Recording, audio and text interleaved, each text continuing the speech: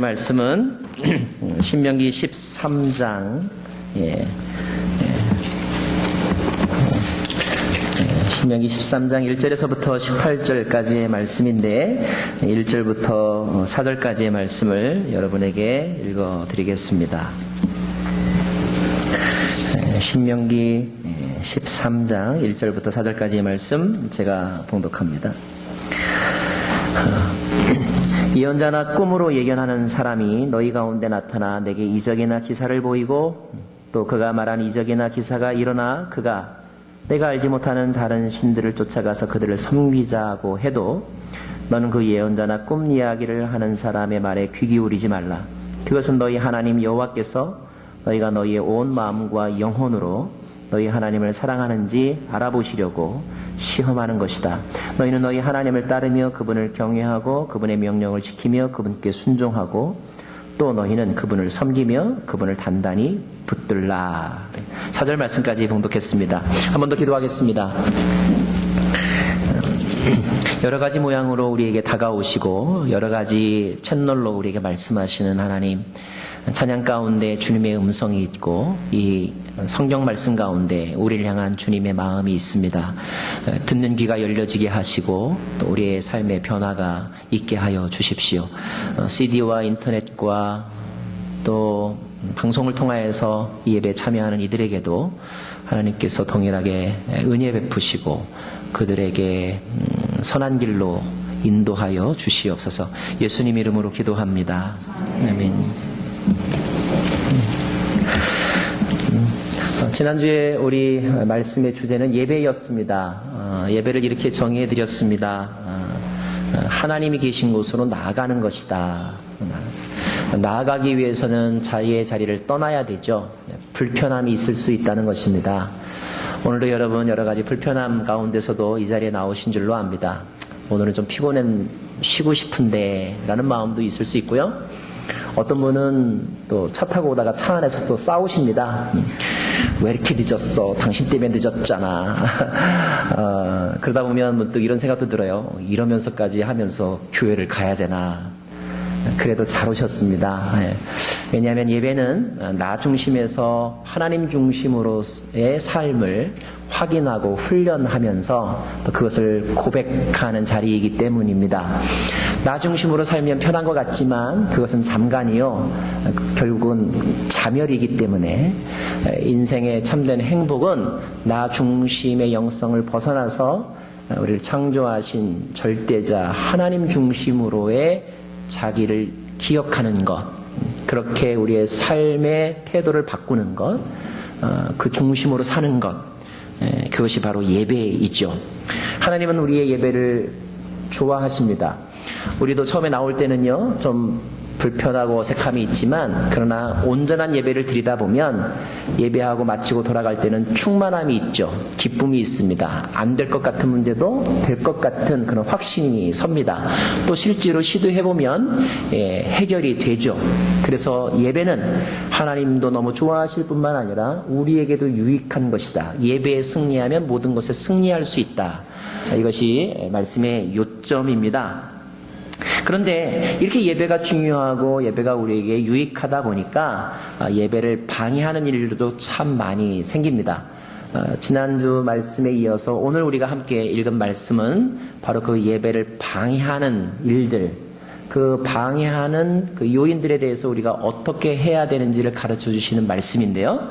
오늘 함께 교훈들을 배워보기를 원합니다. 우리 다 읽진 않았지만 우리 13장을 보면 예배 방해꾼들이 있어요. 크게 세 부류의 사람으로 정리할 수가 있는데 첫째 어떤 사람들인가? 우리 1절과 2절 말씀 같이 읽겠습니다. 1절과 2절 시작. 예언자나 꿈으로 예견하는 사람이 너희 가운데 나타나 내게 이적이나 기사를 보이고 또 그가 말한 이적이나 기사가 일어나 그가 내가 알지 못하는 다른 신들을 쫓아가서 그들을 섬기자고 해도, 자, 우리로 하여금 하나님에 대한 예배를 방해하는 부류의 사람들, 오늘 처음으로 등장하는 사람들은 이른바 종교인들입니다. 예언자나 꿈으로 예견하는 사람들이라고 되어 있죠. 종교인이 하는 역할이 무엇입니까? 어떤 사람을 종교인이라고 말합니까? 종교성이 특별해서 예배자이거나 또는 예배를 인도하는 사람들이라고 볼 수가 있는데, 오늘 말씀 보니까 오히려 그들이 보통 사람들로 하여금 하나님께 예배하는 것을 가로막고 방해하기도 한다는 거예요. 자, 어떻게 방해를 할까? 오늘 이들에게 이런 능력이 있다고 말하고 있습니다.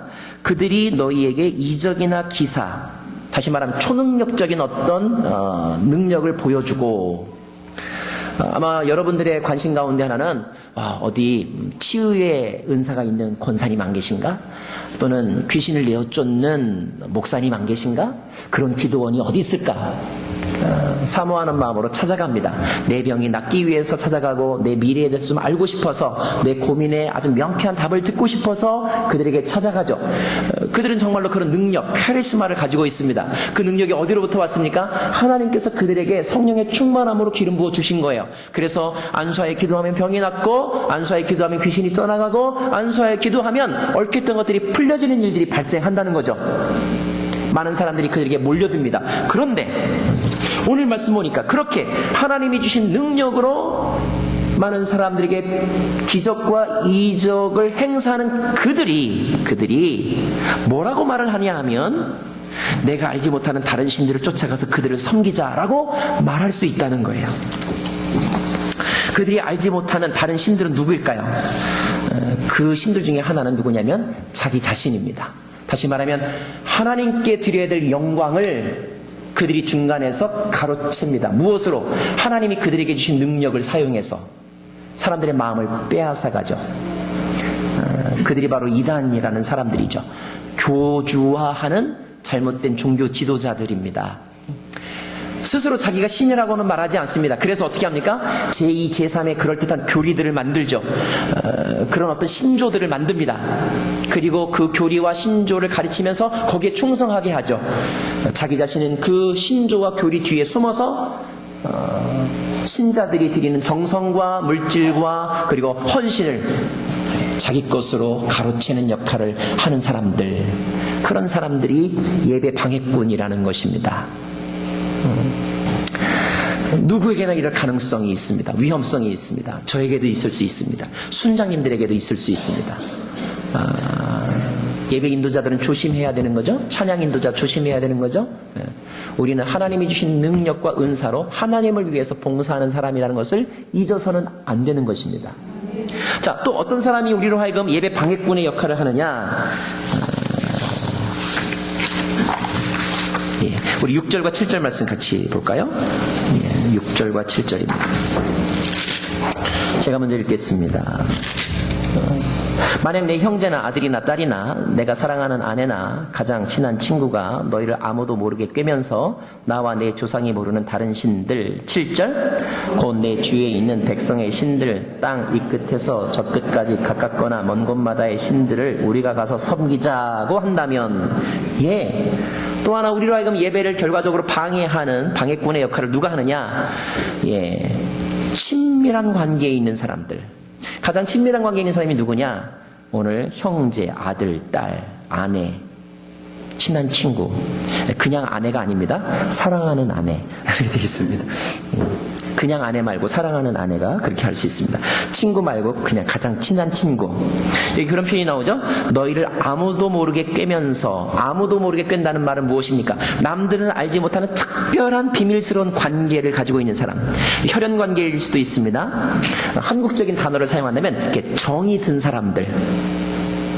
그런데 그런 사람들 때문에 서로 정을 나누면서 이 사회가 더욱더 따뜻해지고 풍성해지기도 하지만, 그 정 때문에 우리가 하지 말아야 될 일을 하는 경우들도 참 많다는 거예요.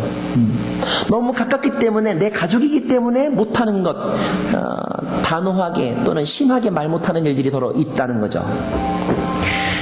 요즘 한국 젊은이들의 고민, 또 문제, 사회적인 현상 가운데 하나가 뭐냐면 꿈이 없다는 거죠. 일할 기회가 없다는 거예요. 그러다 보니까 청년들이 어디에 빠져드느냐? 다단계에 빠져들더라고요. 다단계? 상상 이상으로 숫자가 많습니다. 제가 대학부에 있을 때 지도했던 우리 학생이 하나가 있었는데, 한동안 안 보이다가 한 1년여 만에 저에게 연락이 와서 찾아왔어요. 제가 특별히 저희 집으로 오라고 그랬어요. 저희 집으로 와서 이제 같이 이야기하고 차 마시고 하는데, 그동안에 뭐 있었던 일, 힘들었던 이야기, 고생한 이야기를 딱 하는데 참 너무 마음이 이렇게 안쓰럽더라고요. 근데 그런 이야기 끝에 나중에 가는데 결과가 뭐냐면, 제가 뭘 알게 됐냐면 이 형제가 다단계에 빠져든 거예요. 그 순진무구했던 청년이요, 제가 보기에 완전히 돈독이 올랐어요. 돈독이. 어떻게 하면 자기의 이익금을 배로 할 수 있는가, 그리고 5년 후에 자기가 몇 천만 원을 버는 사람이 되는가, 여기에 온통 가득 차 있는 것을 알게 됐어요. 근데 그 순간 고민이 되는 거예요. 뭐가 고민이 되냐면, 차마 심하게 말하기가 참 어려운. 그런데 그런 인척관계나 친분관계 때문에 다단계의 사람들을 더 끌어들이고 또 빠져드는 사람이 많다는 거예요. 영적으로도 마찬가지라는 것입니다. 사실 전혀 모르는 사람이 나에게 와서 말을 하면 우리는 거절하기도 쉽습니다. 그리고 그렇게 귀담아 듣지도 않죠. 사실은 내가 잘 아는 사람이, 나와 예전에 어떤 특별한 관계에 있던 사람들이 그 인정에 호소해서 그 예전의 관계를 핑계 삼아서 우리가 남이가 이러면서 와서 뭔가를 부탁하면 차마 우리가 거절하지 못할 때가 많아요. 사람은 중요한 순간에 이성으로 움직이지 않고 정으로 움직이는 경향이 많기 때문이죠. 또 한 부류의 사람들이 예배 방해꾼의 역할을 한다는 것입니다. 12절과 13절 말씀. 12절과 13절 말씀. 제가 먼저 읽었죠. 만약 내 하나님께서 여호와께 내게 주어 살게 하시는 그 백성들에 대해 들리는 소문에, 13절 시작.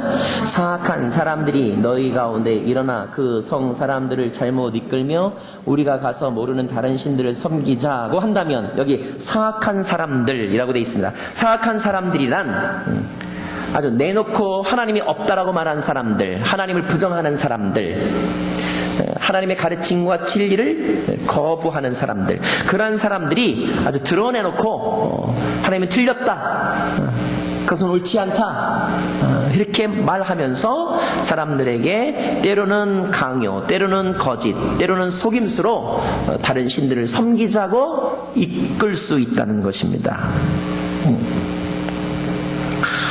자, 이런 부류의 사람들 때문에 인간은 예배하기 위해 태어났고 예배 가운데 하나님이 주시는 행복을 누리면서 인생의 의미를 찾으며 살 수 있음에도 불구하고 결국 예배의 중요성, 예배의 사무함을 잊어버리고 한 번, 두 번 하다가 결국은 완전히 예배로부터 떠나는 일들이 많이 생긴다는 거죠. 그래서 오늘 말씀해 주시는 가장 큰 중심 주제는 무엇이냐면, 그런 것들로부터 너희들을 잘 지켜라, 이런 말입니다.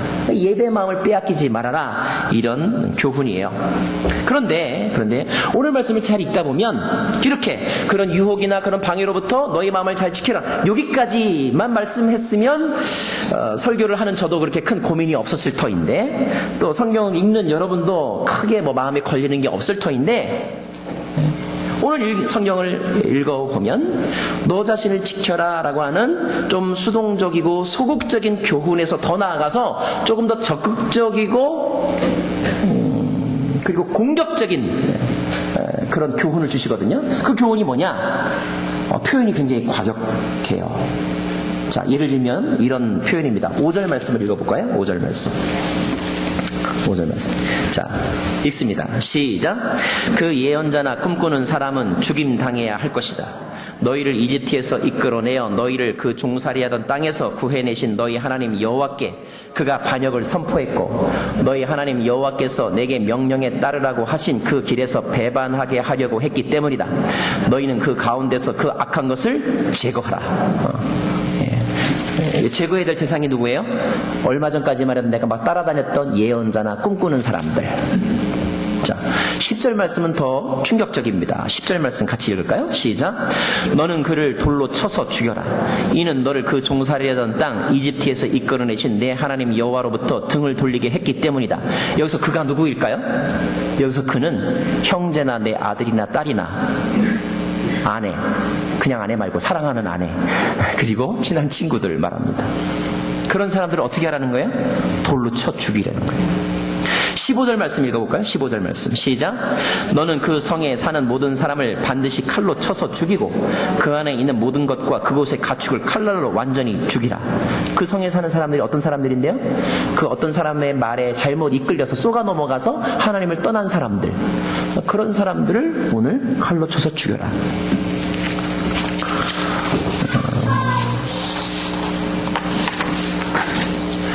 어떤 A라고 하는 성도는 요즘 들어서 예배에 대한 열정과 기독교에 대한 마음이 많이 흔들렸어요.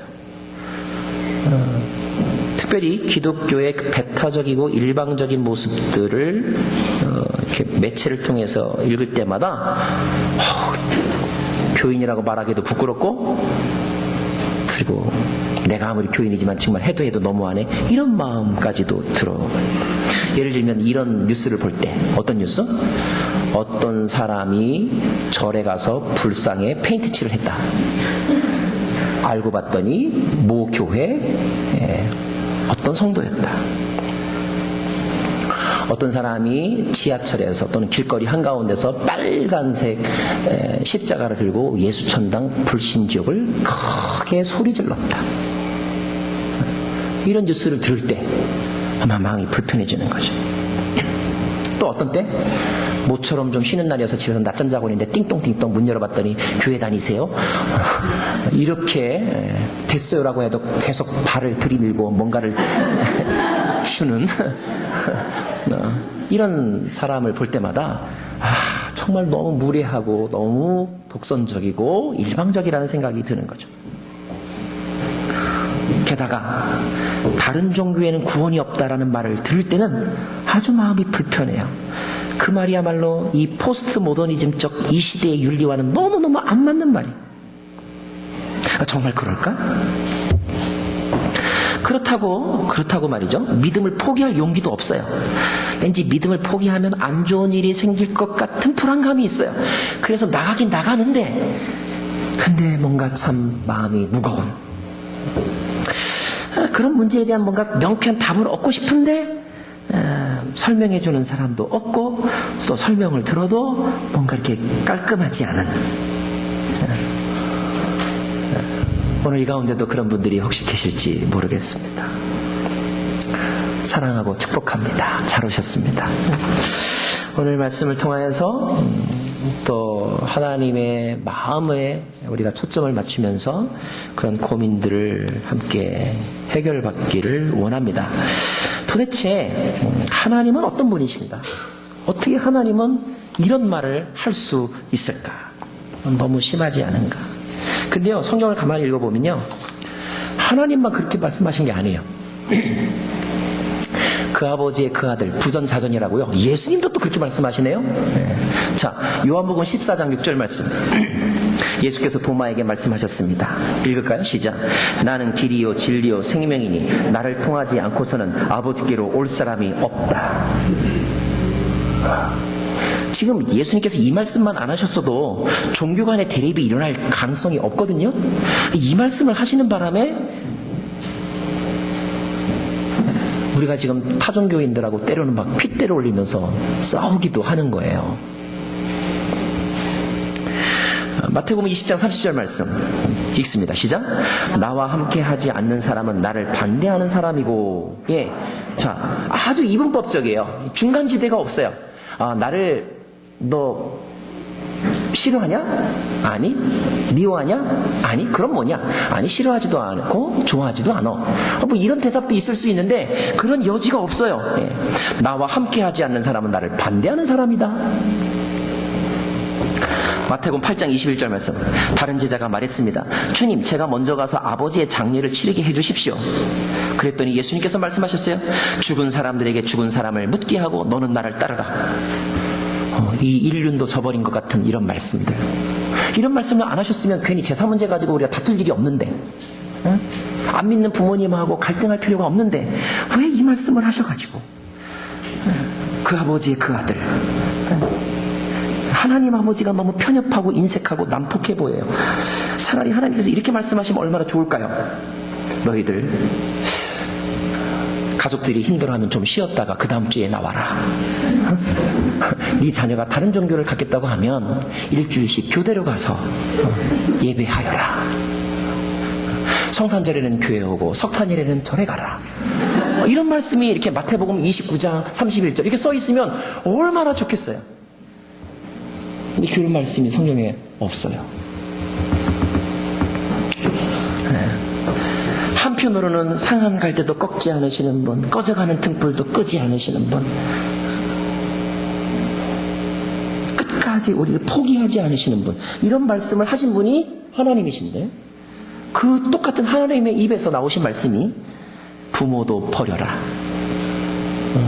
제거해라, 둘 다 영원한 말씀이래요. 우리는 어떻게 해야 하는가? 이런 고민이 있을 수 있습니다. 자, 이런 우리의 고민에 하나님께서 참 지혜를 주시고 성령께서 가르쳐 주셔야 우리가 답을 얻을 수 있을 것 같아요. 그리고 두 번 다시 그런 고민을 안 할 것 같습니다. 자, 우선 한 가지 우리가 생각해야 될 것은 우리 성경 전체가 66권이죠. 우리는 성경을 단편적인 어떤 부분만을 가지고 그것을 전체라고 생각해서는 안 된다는 것입니다. 전체의 관점에서 오늘 이 부분을 읽고 이 부분을 통하여 우리에게 주시는 메시지를 우리가 캐치해야 한다는 것. 편견이라는 게 뭐예요? 지엽적인 것만을 가지고 그것이 전부인 양 생각하게 될 때 오류에 빠져들 수 있다는 거죠. 어쩌면 하나님께서 성경 전체 66권 가운데서 이렇게 아주 단호하게 때로는 굉장히 공격적으로 말씀하신 부분은 굉장히 적어요. 한없는 사랑, 또 포기할 줄 모르는 그분의 우리를 향한 애정의 마음이 훨씬 더 많이 기록되어 있죠. 자, 또 한 가지 오늘 말씀을 읽을 때 우리가 읽어야 될 태도는, 이 말씀은 예방적인 차원에서 주신 강조법이다. 이것을 여러분 기억하셔야 됩니다. 이게 무슨 뜻이냐 하면, 여러분 혹시 담배를 아직도 안 끊고 계십니까? 자, 담배 값을 보면 이른바 담배 경고문이라는 게 있어요. 담배 경고문. 지나친 흡연은 무슨 질환을 일으키고 임산부에게 특히 해롭습니다. 이게 대한민국 전매청이 써놓은 경고문이죠.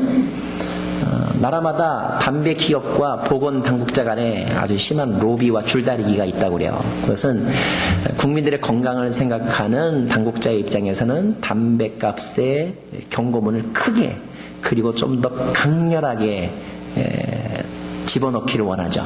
담배 회사들은 그걸 하지 말아달라고 엄청난 돈을 쓰면서 로비를 합니다.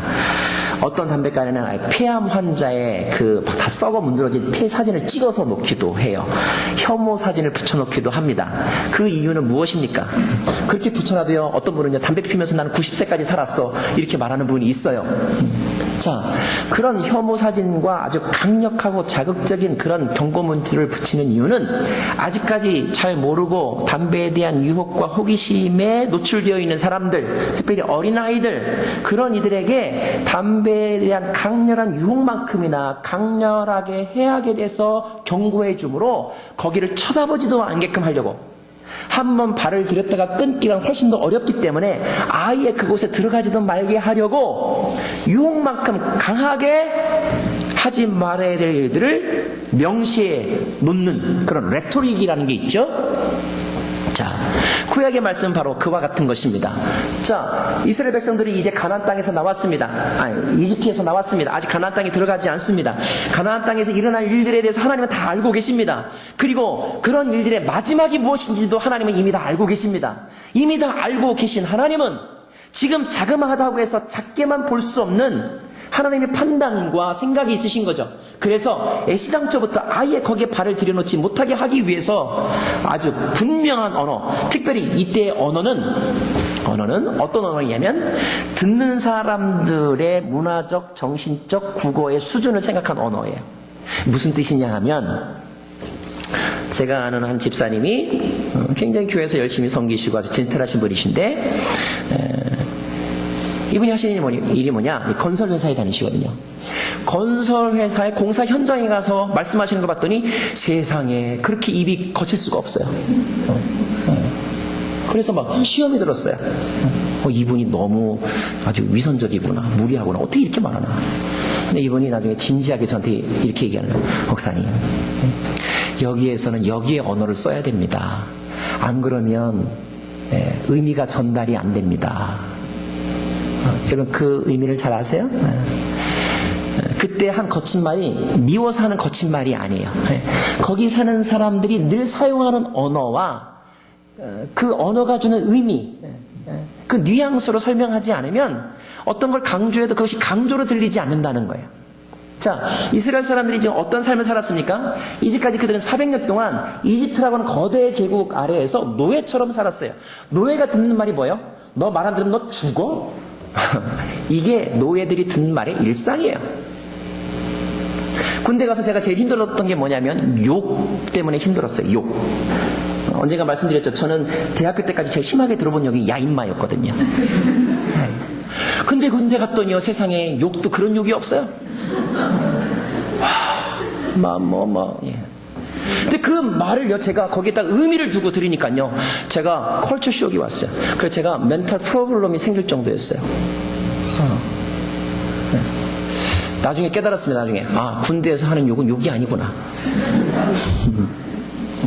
그래서 욕에 대해서 의미를 제하고 나니까 제가 이제 조금 이렇게 내성력이 생겨서 이제 마음도 추스리게 되었습니다.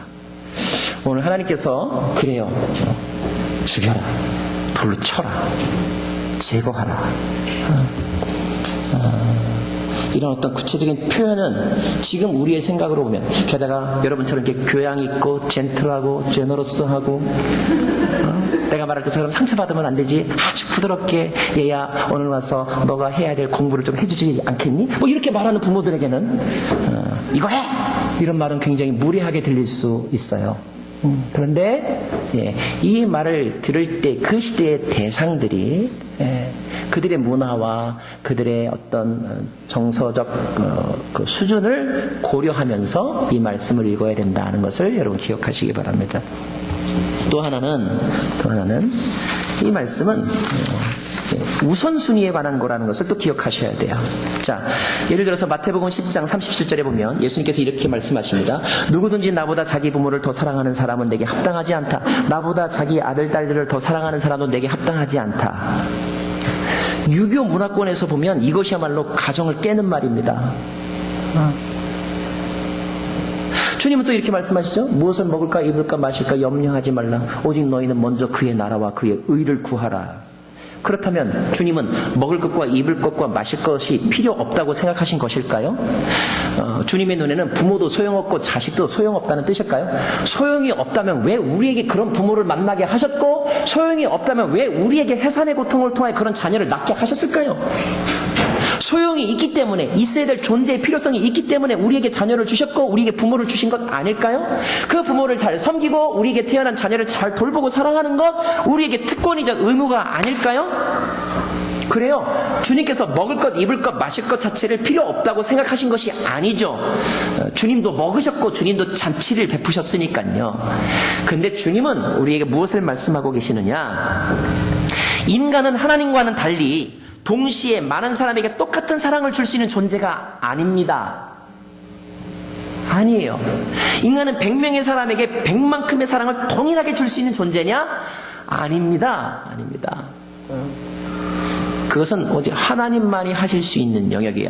특별히 이성 간의 사랑을 할 때 여러분, 우리의 사랑의 많은 부분 가운데 특별히 어떤 부분이요, 절대 경존할 수 없는 배타적이고도 독점적인 영역이 있어요. 내가 이 여자에게 당신은 나의 운명이라고 말했다면, 당신은 내 사랑이라고 말했다면 그와 똑같은 의미의 말을 다른 여자에게 할 수 없어요. 인간은 그렇게 할 수 없어요. 했다면 그것은 뻥이에요. 거짓말. 인간의 사랑은 순서가 있고 인간의 사랑은 많고 적음의 차이가 있습니다. 물론 10손가락 깨물어서 안 아픈 손가락 있고 난 내 아들들을 다 사랑해라고 말하지만, 엄밀하게 말하면 그 자녀들에 대한 우리의 사랑도 그때그때 부분적으로 달라요. 다릅니다. 오직 하나님만이 65억의 인구를 동일하게 사랑하실 수 있는 분이세요. 하나님에게만 그런 완전한 사랑의 능력이 있는 분이시죠. 자, 그렇다고 본다면 결국 인간의 사랑에는 질서가 있고 우선순위가 있는데, 인간은 무엇을 가장 먼저 사랑할까요? 자기 자신. 인간은 누구를 그 다음으로 사랑할까요? 자기 자신으로부터 나온 자기가 좋아하는 대상들, 가족이겠죠. 그 다음에 자기가 좋아하는 어떤 취미나 아니면 어떤 물질이나 어떤 애완견이겠죠. 이렇게 사랑의 순서가 있다는 것입니다. 그런데 인간이 자기에 대한 사랑은 결코 인간을 이롭게 하지 못한다는 거예요. 유익하지 않다는 것입니다. 하나님은 너가 정말로 의미 있는 복을 누리며 영원히 오래 지속적으로 살기를 원하느냐? 그렇다면 너 중심에서 벗어나서 하나님 중심의 세상으로 들어와야 그것이 너를 올바르게 사랑하는 것이고 그것이 너를 지속적으로 사랑할 수 있는 길이다. 내 사랑의 우선순위를 너를 만드신 하나님에게 두어라 라고 말씀하고 있는 거예요. 우리가 그것이 싫을 뿐이지, 우리가 그것이 힘들어서일 뿐이지, 그러나 그것이 결과적으로 우리가 누군가를 오래 사귀고 그리고 건강하게 사귈 수 있는 길입니다. 왜냐하면 우리의 사랑은 집착의 성격이 가지고 있기 때문입니다. 우리의 사랑은 사랑이라는 단어를 사용하지만 이기적이기 때문에 그렇습니다. 자기 살을 까먹는 거예요. 남의 영혼을 갉아먹는 사랑이 우리의 사랑이기 때문이에요.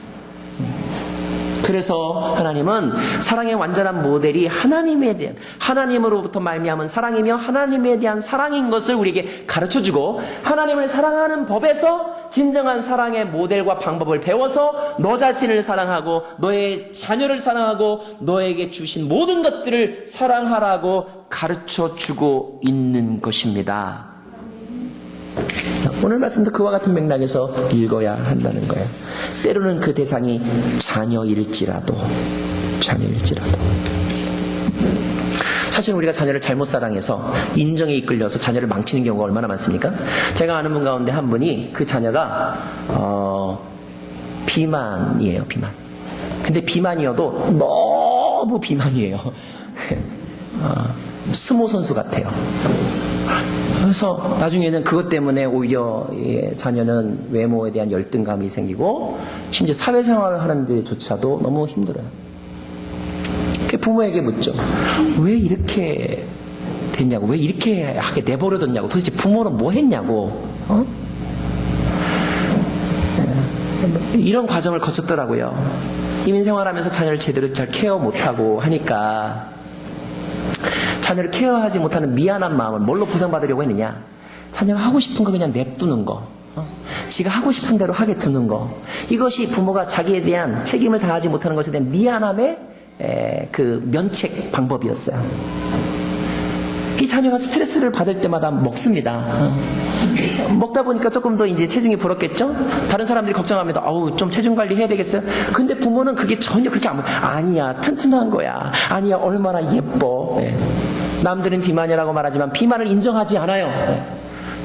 물론 어느 정도까지는 사람의 보는 수준의 차이가 있으니까 누구에게는 비만이지만 누구에게는 비만이 아닐 수도 있겠죠. 문제는 이것이 이제 보편적으로 객관적으로 봐도 병적인 단계까지 갔는데 그제서야 이제 내 아들이 비만이구나 라는 것을 인정을 했는데, 문제는 그런 상황에 자기가 받아들였음에도 불구하고 먹지 말라 소리를 못한다는 거예요. 먹지 말라고 하면 갑자기 이 자녀가 아주 불쌍한 표정을 지으면서 엄마 이것만 하나만 더 먹을게, 하나만. 그러면 그거 미안해가지고 그래 요번만 먹어. 그래서 그렇게 됐다는 거예요.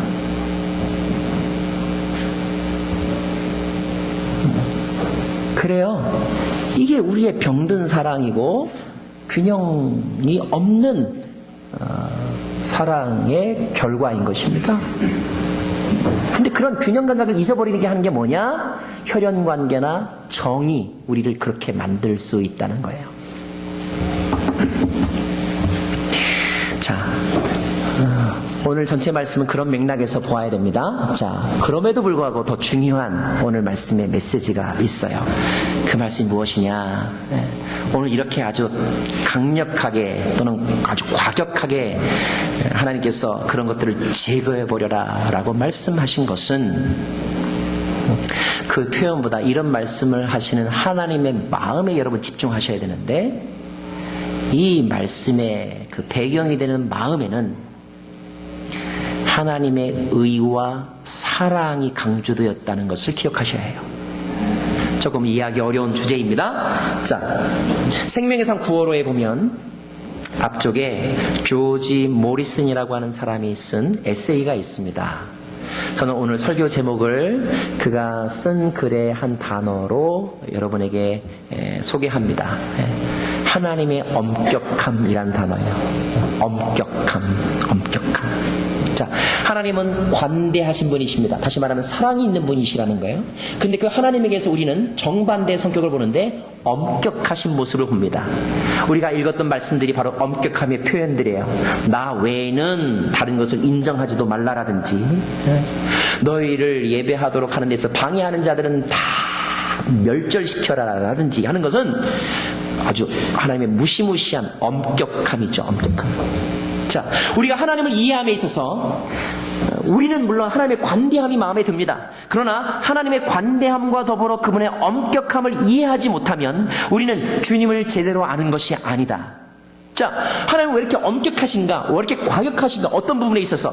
그것은 하나님의 완전하심으로부터 유래한 것이다. 그리고 그에 대한 자기 믿음에서 비롯된 것이다. 제가 좀 보충 설명이 필요합니다. 제가 며칠 전에 어떤 우리 성도님, 어떤 아버님과 대화를 했습니다. 제가 대화하면서 깨달은 것은 이분은 정말로 자녀를 너무너무 사랑하는 분이시라는 것을 알게 되었어요. 그 자녀의 이름만 나오면 눈물을 흘리세요. 그리고 마음 아파하세요. 너무너무 그 자녀에 대해서 미안해 하세요. 그리고 막 정에 너무너무 사무쳐 하세요. 굉장히 아주 강하시고, 그리고 한 번도 이렇게 눈물이라는 걸 보이지 않으실 것 같은 분이 그 자녀의 이름만 나오면 얼굴이 눈물이 붉어지셔요. 그런데 그럼 그 자녀에게 어떻게 대하셨나 이렇게 얘기를 가만히 들어보면 엄청 무섭게 대하셨어요. 아주 매섭게 대하셨어요. 그래서 제가 보기에 아유 그렇게 하시면 안 될 텐데 라는 생각이 드는 저에게 들 정도였어요. 제가 그렇게 조언했죠. 아유 그냥 냅두세요. 그냥 자녀 자기가 하고 싶은 거 하게 하세요. 자기가 좋아하는 사람하고 살게 하세요. 그게 행복이죠. 굉장히 포스트 모더니즘적 어드바이스죠. 지가 하고 싶은 거 하게 하세요. 그렇게 힘들게 이거 해라 저거 해라 그러세요. 그냥 지가 좋은 거 하게 냅두세요. 제가 그렇게 이제 조언을 했어요. 그랬더니 어르신께서 하시는 말씀이 이거예요. 자녀가 잘못되는 걸 알면서 그냥 그렇게 놔둘 수 없다는 거예요. 물론 그게 정말로 자녀에게 잘못된 거냐라고 하는 판단에 있어서는 또 다른 문제예요. 어쩌면 그렇게 말씀하시는 그분이 틀린 생각일 수도 있어요. 그런데 제가 한 가지 그 강한 그 어조 속에서 제가 분명히 깨달은 거 있어요. 이 세상에서 이분만큼 그 자녀를 사랑하는 분은 없구나.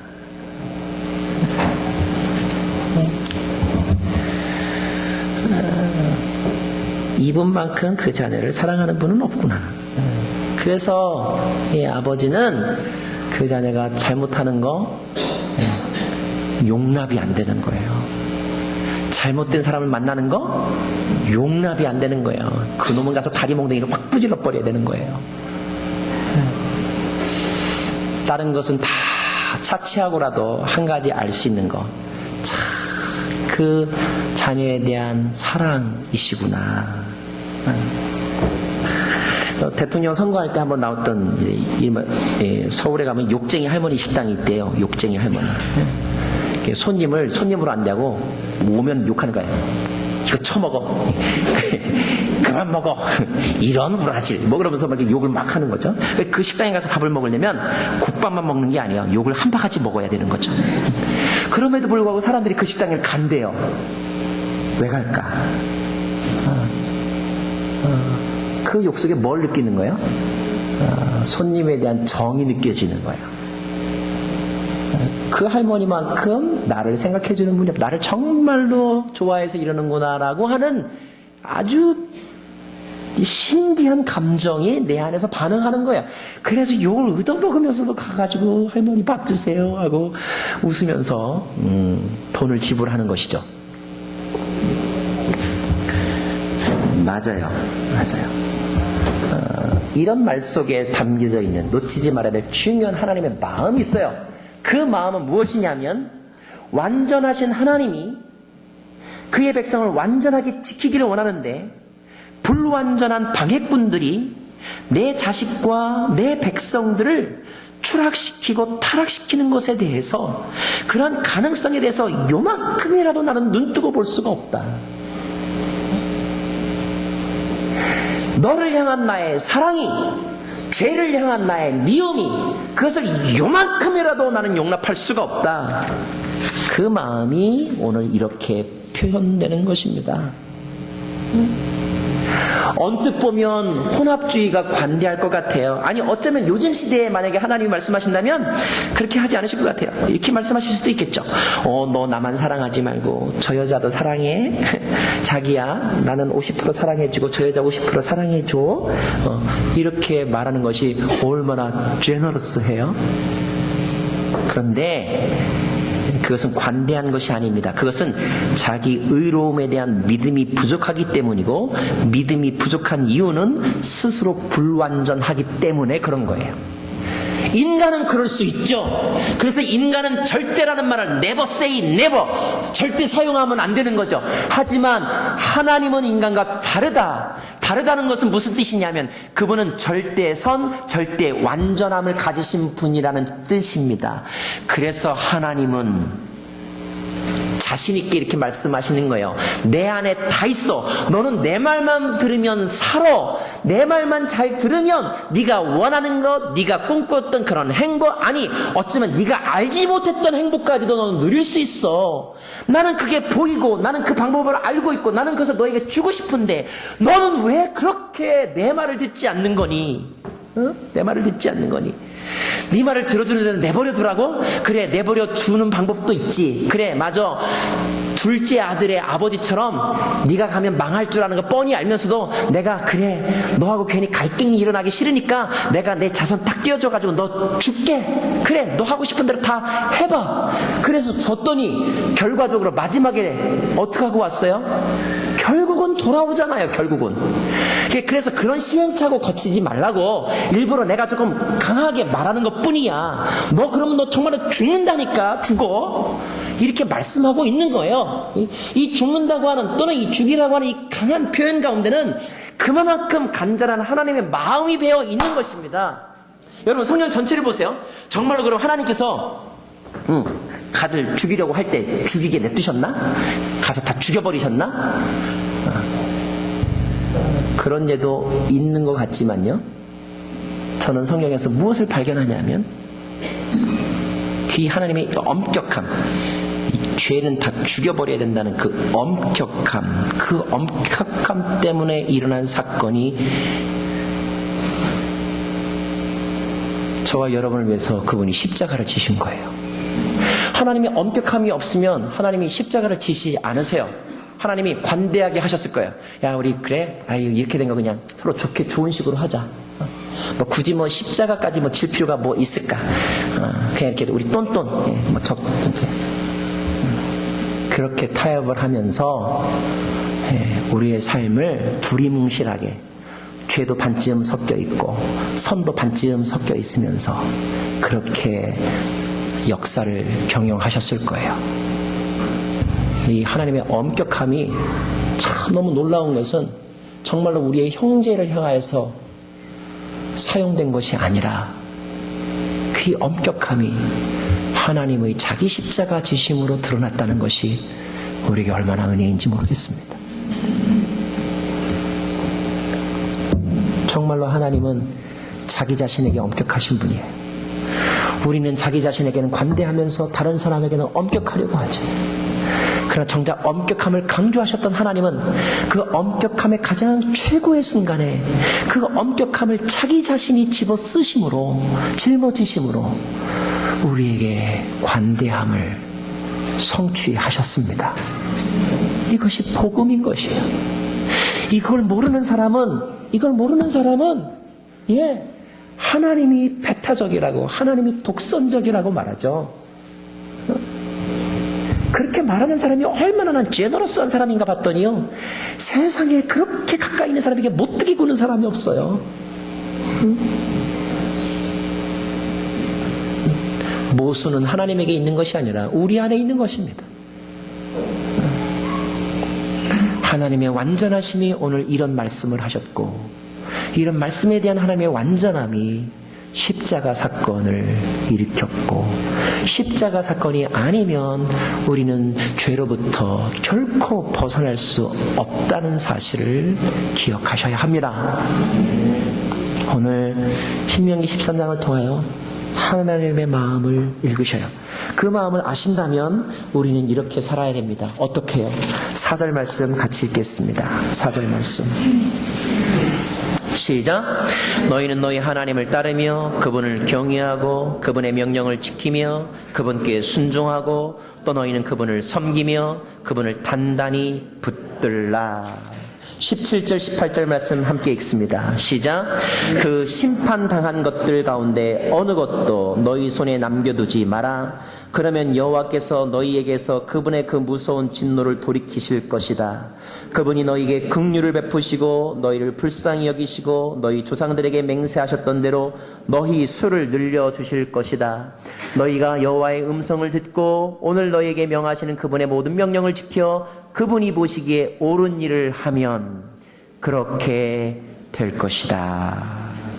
아멘. 찬양하겠습니다. 우리가 오늘 함께 고백하기 원하는 찬양은 아버지 사랑. 우리가 사랑을 노래했으면 좋겠어요. 하나님의 공포를 노래하는 것이 아니라 이 엄격한 말씀 속에서도 믿음의 사람은 사랑을 발견하고 사랑을 노래하는 것입니다. 상처받지 않는 고백이 저와 여러분에게 있기를 원해요. 함께 찬양하겠습니다.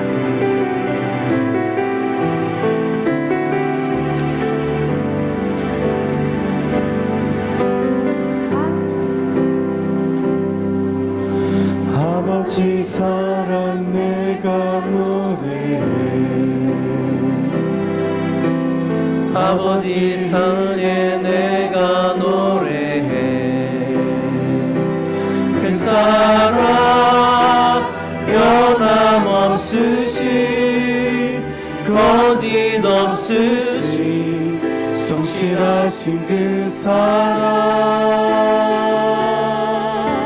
상한 갈대 꺾지 않으시는 꺼져가는 등불 끄지 않는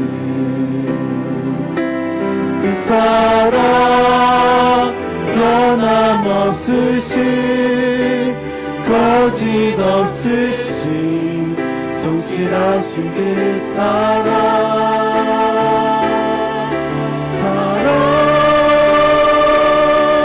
그 사랑 날 위해 죽으신 날 위해 다시 사신 예수 그리스도 다시 오실 그 사랑 죽음도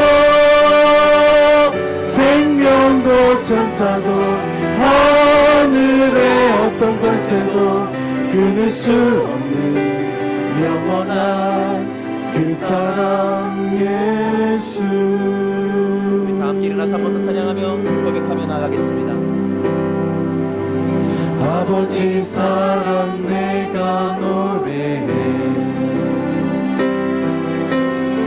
아버지 은혜 내가 노래해. 그 사랑 변함없으신 거짓 없으신 성실하신 그 사랑 사랑할 때 꺾지 않으시는 꺼져가는 등불 끄지 않는 그 사랑 변함없으신 거짓 없으신 성실하신 그 사랑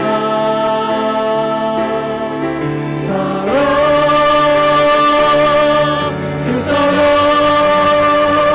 날 위해 죽으신 날 위해 다시 사신 예수 그리스도 다시 오실 그 사랑 죽음도 생명도 천사도 하늘의 어떤 권세도 끊을 수 없는 영원한 그 사랑 예수 영원한 그 사랑 예수